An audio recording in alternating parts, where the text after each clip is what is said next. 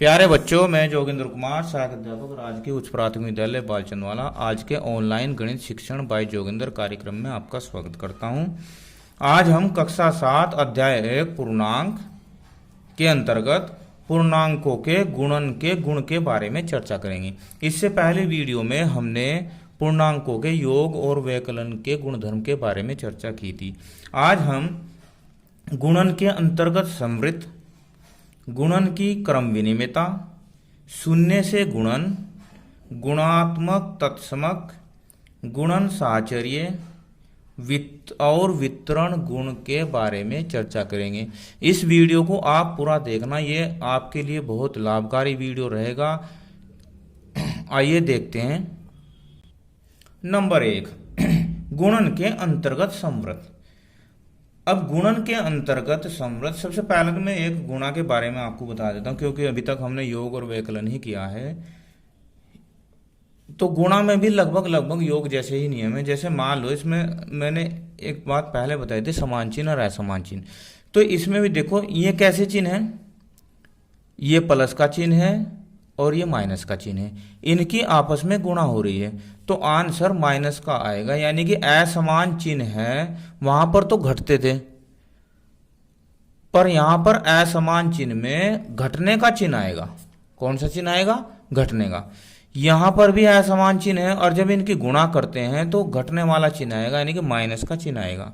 अब देखो, यहां पर समान चिन्ह है प्लस प्लस की, और वहां प्लस प्लस का क्या करते थे, हम जोड़ते थे। तो यहां प्लस प्लस की अगर गुणा करेंगे हम, तो चिन्ह प्लस का आएगा। यहां माइनस और माइनस समान चिन्ह है, अगर दोनों की गुणा करते हैं तो चिन्ह प्लस का आएगा। अब चलो इधर देखते हैं।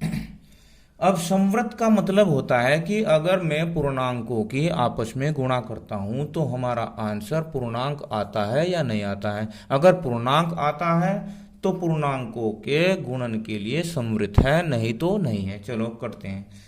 अब देखो, 20 और 5 की माइनस के 5 की गुणा, 20 पंजे 100।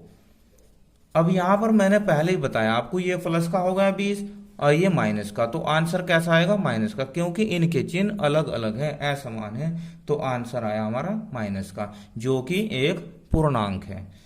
15 और 17 की गुणा, 15 और 17 की गुणा हम इधर कर लेते हैं। 17 और 15, 15 सत्ते 105, 10 और 15 1 15 10 25, 255।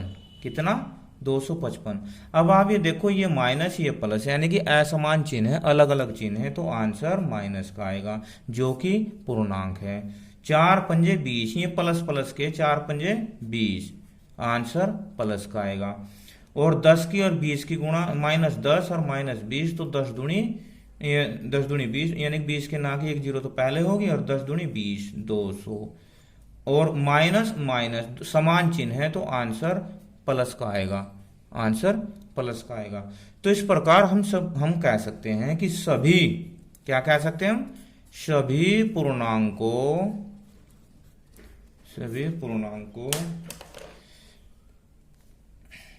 के लिए छोटो गुणन समवृत्त, क्या? समवृत्त होते हैं। और यदि पूर्णांक a तथा b है, तो a गुणा b एक पूर्णांक होता है। अब इसके दूसरा पार्ट देखते हैं। नंबर 2, गुणन की क्रम विनिमेयता। क्रम विनिमेयता हमने योग वालों में देखी है। क्रम विनिमेयता का मतलब होता है दो पूर्णांकों को उनके क्रम बदल के लिखने पर। अब जैसे ये 3 गुणा माइनस 4, 3 गुणा माइनस 4, ये बराबर क्या होता है? 3 चौक 12।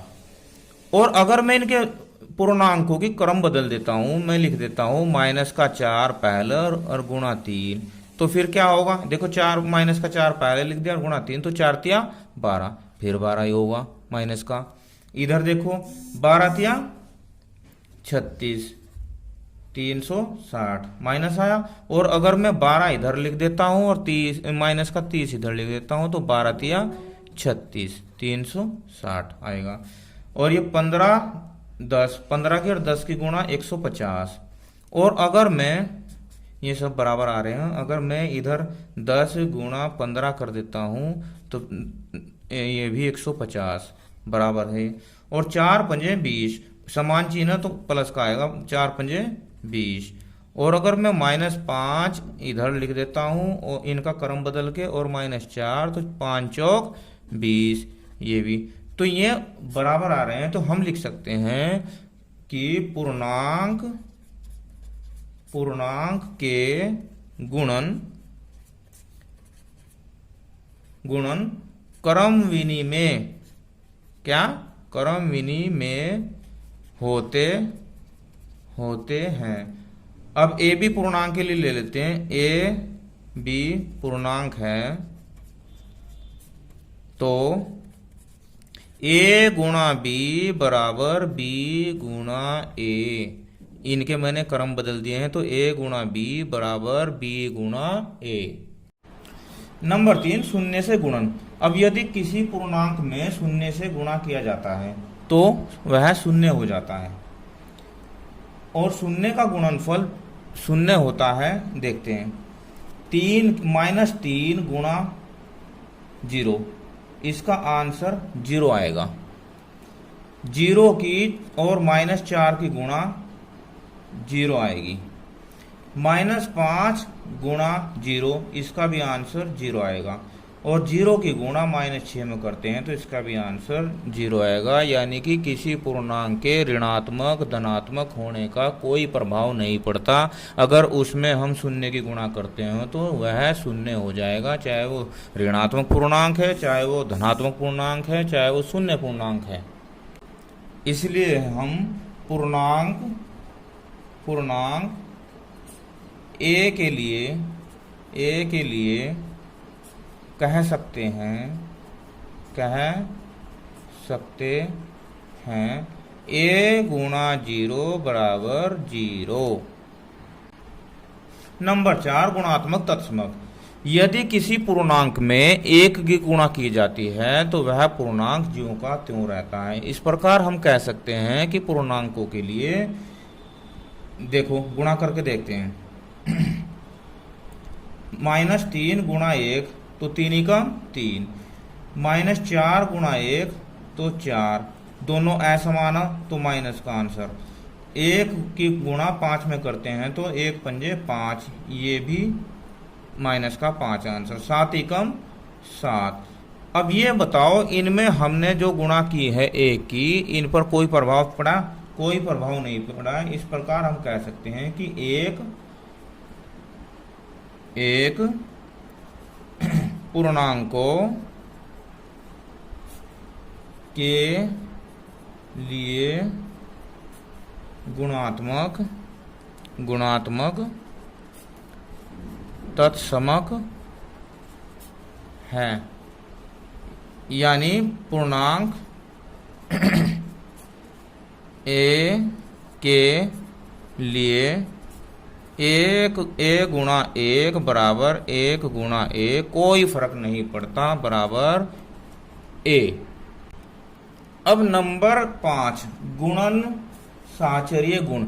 अब गुणन साहचर्य गुण में क्या करते हैं कि ये अधिकतर 3 पूर्णांकों के बीच में होता है और इनमें जब आगे पीछे करके लिख देते हैं इसमें ब्रैकेट में। चलो देखते हैं। जैसे मैंने ये संख्या लिखी है, देखो पहला ब्रैकेट शुरू -3, ये एक पूर्णांक गुणा -2, दूसरा पूर्णांक गुणा 5। और इधर मैंने लिख दिया कि पहली संख्या जो पहला पूर्णांक था उसे बाहर ले लिया, बाद के 2 पूर्णांकों की गुणा कर दिया आपस में।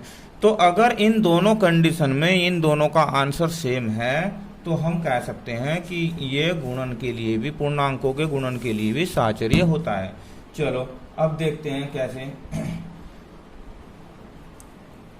ये कितना हो गया?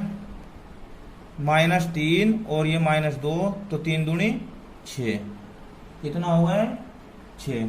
और ये गुणा 5 बराबर 6 पंजे 30। इधर देखो -3 गुणा ये होगा 2 पंजे 10 माइनस का 10। अब ये 10 तिया 30 और माइनस माइनस प्लस, तो यहाँ भी 30 और यहाँ भी 30, कोई प्रभाव नहीं पड़ा। तो इसका मतलब हम कह सकते हैं कि पूर्णांकों के लिए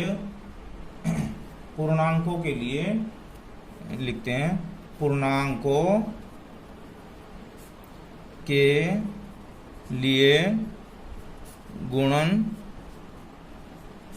गुणन साचर्य होता है। पूर्णांक इसमें भी देख लेते हैं, पूर्णांक ए बी व सी के लिए, जैसे a गुणा बी गुणा सी, पहले 2 ब्रैकेट में ले लेता हूं बराबर a गुणा, बाद के ले लेता हूं b गुणा सी, कोई प्रभाव नहीं पड़ता, दोनों का आंसर सेम आता है। तो ये होता है गुणन का साचर्य नियम। तो गुणन, पूर्णांकों के गुणन के लिए भी साचर्य होता है। अब नंबर 6, इससे पहले हमने संवृत्त का नियम, क्रम विनिमय नियम, साचर्य नियम, ये इनके बारे में हमने पहली वीडियो में डिस्कस की और आज भी की।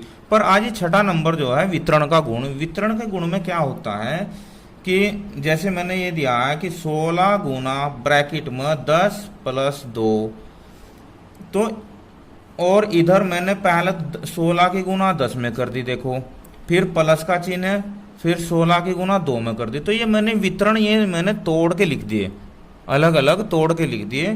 तो अब देखते हैं कि वितरण करने पर भी इनके मान पे कोई प्रभाव पड़ता है या नहीं। हल करते हैं, देखो चलो। 16 ये कितना होगा, 10 और 2 12। अब 16 की और 12 की गुणा इधर कर लेते हैं, 16 की और 12 की, 12 × 6 = 78, 7, 12 × 12 7 19, 198 हो गया। अब इधर देखो 16 की और 10 की गुणा, 16 10 160 प्लस 16 दूनी 32,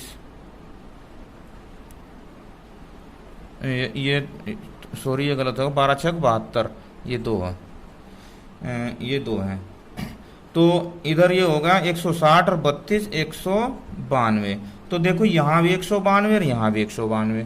तो इसे वितरण करने पर भी, इसे तोड़ने पर भी इसके हल के जो आंसर आया उस पर कोई प्रभाव नहीं पड़ा। चलो हम एक एग्जाम्पल और देखते हैं।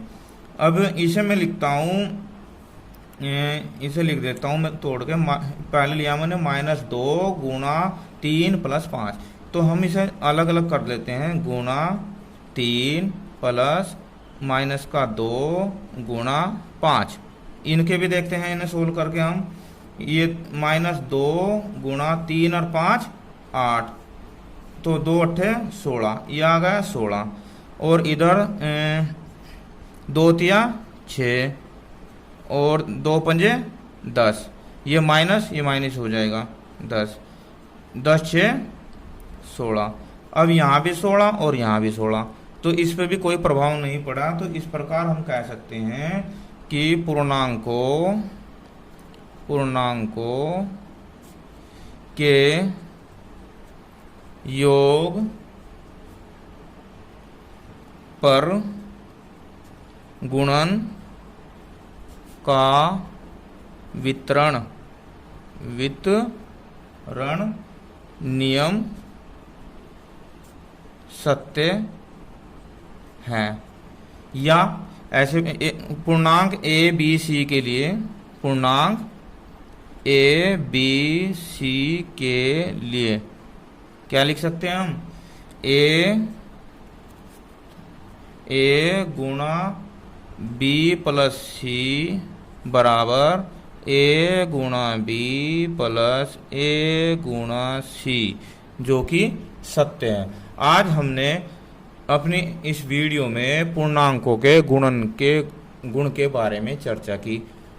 आप इन्हें ध्यान से एक बार और देखना वीडियो को, और अपने गृह कार्य कॉपी में करने का प्रयास करना।